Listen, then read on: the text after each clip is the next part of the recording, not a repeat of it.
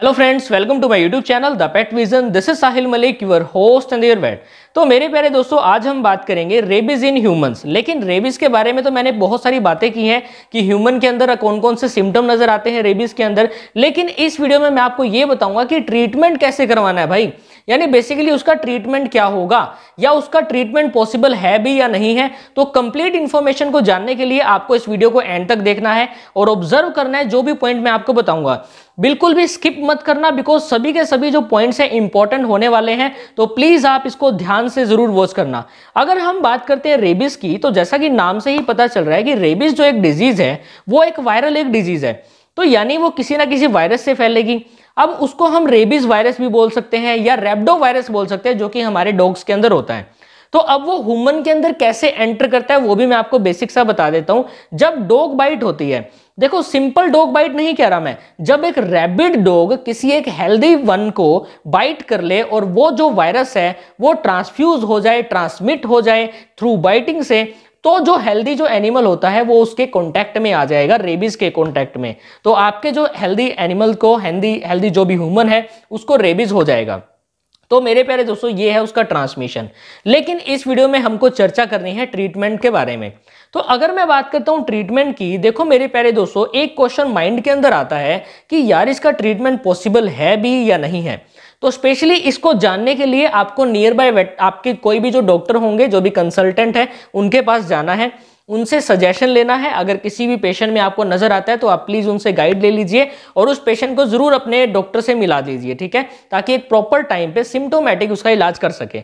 देखो मेरे प्यारे दोस्तों, इस डिजीज का कोई भी एक पर्टिकुलर ट्रीटमेंट नहीं है, लेकिन कुछ सिम्टोमेटिक ट्रीटमेंट देके हम पेशेंट की जान को बचा सकते हैं या उसको हम राहत दे सकते हैं।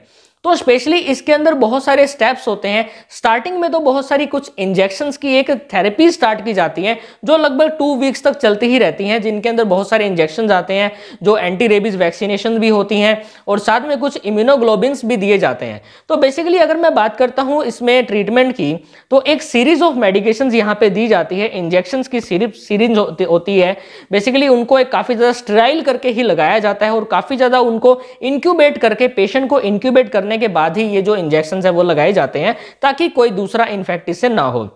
अब एक इंजेक्शन है जो कि बेसिकली रेबीज इम्यूनोग्लोबिन इंजेक्शन है, जिसको हम RIG भी बोल देते हैं शॉर्ट टर्म्स के अंदर। इसमें क्या होता है, इसकी खास बात यह है, ये एक इमीडिएट प्रोटेक्शन प्रोवाइड करता है इस वायरस के अगेंस्ट, यानी इस वायरस को इमीडिएटली न्यूट्रलाइज करने की हेल्प करता है। कि मान लिया कि किसी भी एनिमल, किसी भी ह्यूमन को अगर डॉग बाइट हो गई है और वो वायरस उसके अंदर एंटर कर गया है, तो आपको सबसे पहले क्या करना है, उस घाव को अच्छे से क्लीन कर देना है। घाव को क्लीन करने के बाद आपको अपने डॉक्टर के पास जाना है और वैक्सीनेशन की शॉट लगवा देनी है। तो वो तो था प्राइमरी पार्ट।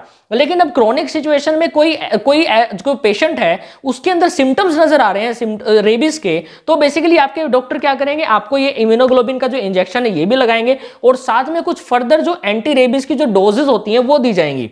कुछ शॉट्स होते हैं, कुछ डॉक्टर 5 भी लगाते हैं, कुछ डॉक्टर 3 भी लगाते हैं। तो बेसिकली 5, मेरे अकॉर्डिंग तो 5 ही बेटर रहेगा, बिकॉज बहुत ही इंपॉर्टेंट है इन वैक्सीन को भी लगाना।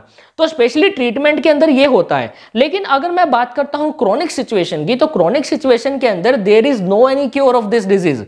तो यानी इस डिजीज का कोई भी क्योर नहीं है क्रोनिक में। लेकिन अगर एक्यूट है और सिम्टम्स अभी अभी दिख रहे हैं, तो सिम्टोमेटिक ट्रीटमेंट देके हम हमारे पेशेंट की हेल्प जरूर कर सकते हैं, सिम्टम्स से रिलीफ जरूर पा सकते हैं। तो स्पेशली ये जो डिजीज है ना मेरे प्यारे दोस्तों, बड़ी ही खतरनाक है और हम बोल सकते हैं कि एक फीटल एक डिजीज है। अगर आपने टाइम रहते इसको अच्छे से डायग्नोज नहीं करवाया तो प्लीज आप ये बात ध्यान रखिए, डायग्नोज करवाना बहुत ज्यादा जरूरी है। अगर कोई भी डिजीज आपकी बॉडी के अंदर आ जाती है तो इमीडिएटली आपको नियर बाय कंसल्टेंट, जो भी आपके डॉक्टर हैं, उनसे मिलना है, अच्छे से गाइडेंस लेनी है और उसका प्रॉपर टाइम पे एक प्रॉपर इलाज करवा लेना है। बिकॉज जब क्रोनिक सिचुएशन में पहुंच जाते हैं ना, तो बहुत ज्यादा ही समस्या हो जाएगी और ट्रीटमेंट करना बहुत ही मुश्किल है। और बेसिकली ये तो है भी वायरल एक डिजीज, वायरल डिजीज है, खतरनाक डिजीज है, तो इसका कोई ट्रीटमेंट होता ही नहीं है।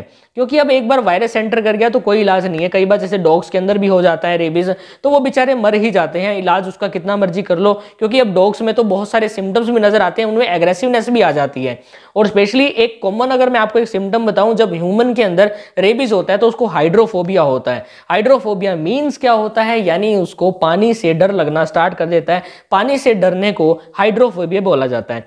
तो बेसिकली अगर मैं ट्रीटमेंट के बारे में आपको और ज़्यादा रिकमेंड करता हूं तो आपको मैं यही बोलूंगा कि अगर किसी भी पेशेंट के अंदर रेबीज के सिम्टम नजर आ रहे हैं, तो रेबीज के सिम्टम अगर आपको नहीं भी पता है तो मैंने वीडियो बनाई हुई है, आप प्लीज उसको वॉच कर लेना। अगर वो सिम्टम किसी भी ह्यूमन के अंदर नजर आ रहे हैं तो आपको इमीडिएटली अपने डॉक्टर के पास जाना है, अच्छे से डायग्नोस करवाना है और उनकी सलाह पे आपको ट्रीटमेंट स्टार्ट कर देना है, जो कि एक सिम्टोमेटिक ट्रीटमेंट होगा, जो कि सिम्टम से राहत देगा और मे भी पॉसिबल हो सकता है कि वो कंप्लीट रिकवर भी कर जाए। और स्पेशली आपको केयर करनी है उस पेशेंट की, साथ में उसका आपको ध्यान रखना है, अच्छी एक बेडिंग प्रोवाइड करनी है, उसको एक अच्छा एनवायरनमेंट प्रोवाइड करना है, तभी वो जल्दी ही क्योर कर पाएगा। और आपको जो भी सिम्टम्स ऐसा लगे कि हाँ ये सिम्टम्स कम होते जा रहे हैं, तो इसका मतलब ये है कि रिकवरी की स्टेज पे पहुंच गए। और आगे आप फर्दर और भी ज्यादा जानकारी लेना चाहते हो तो आपको अपने नियर बाय डॉक्टर से मिलना है, आपको उनको अपनी प्रॉब्लम शेयर करनी है और अच्छे से उसका इलाज करवा लेना है, ठीक है।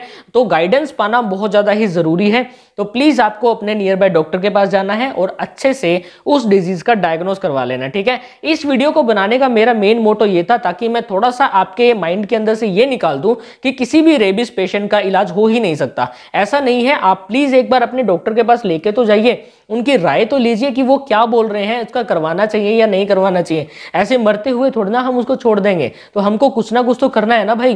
तो प्लीज आप जो भी मैंने स्टेप्स ये आपको बताए हैं, प्लीज आपने ध्यान से भी सुने होंगे और आप अपने रिलेटिव से भी शेयर कर सकते हो, अपने दोस्तों में भी शेयर कर सकते हो, इस वीडियो को शेयर कर सकते हो। अगर वीडियो को शेयर नहीं करना चाहते तो मत करो भाई, ठीक है। जो आपने जो इन्फॉर्मेशन गेट की इस वीडियो से आप ये बता सकते हो उनको, वही बहुत होगा हमारे लिए। तो बिकॉज हमारे यहां से आप इन्फॉर्मेशन गेट कर रहे हो और आप किसी दूसरे बंदे को बता रहे हो, तो इसमें हमारी ही काफी अच्छी इमेज बनती है कि आपने इस चैनल से इस नॉलेज को गेट किया और आप अपने किसी भी नेबर को, किसी भी दोस्त को, किसी भी रिलेटिव को इस बारे में शेयर कर रहे हो। और जो भी मैंने आपको बताया है, जो भी आपको इंजेक्शन वगैरह लगवाने हैं, तो अपने नियर बाय डॉक्टर की सलाह पे ही वो करवाना है। तो मैं आशा करूंगा आज की जो हमने इन्फॉर्मेशन आपको देने की कोशिश की है वो आपके तक अच्छे से डिलीवर हो भी गई होगी। लेकिन अगर फिर भी मुझसे कोई पॉइंट रह गया है तो प्लीज कमेंट सेक्शन में जरूर बताना, या आपके माइंड के अंदर कोई डाउट है तो कमेंट सेक्शन में जरूर बता देना।